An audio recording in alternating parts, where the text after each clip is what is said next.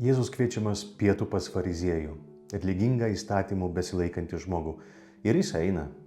Bet jis eina ir pas muitininkus, paniekintus, išdavikais laikomus, su priešais bendradarbiavusius. Jėzus eina pas visus. Be jei, be bet.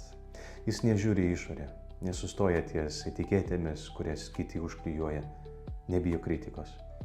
Evangelija jį vadina rijūnų ir girtuoklių nusidėjėlių draugų. Bet jis nekreipia dėmesio. Jam svarbiausia žmogus, kiekvienas žmogus. Nes Jėzus tiki, kad kiekvienoje širdyje, net labiausiai sužeistoje, yra ilgesys kažko didesnio, amžinybės troškimas. Ir Jėzus yra tėvo veidas. Dievas, kuris kasdien ir šiandien ateina pas mus, į mūsų namus, į darbo vietas, į miestus. Jis kalba daugybę būdų. Paukščio čiulbėjime, saulės spindulyje, draugo ar nepažįstamoje žodėje, apkabinime, maldoje. Bet ar mes jį kviečiame? Ar suteikiame jam erdvės ir galimybę mums kalbėti? Jei užklijuoji etiketę savo dienai, ši diena bus bloga.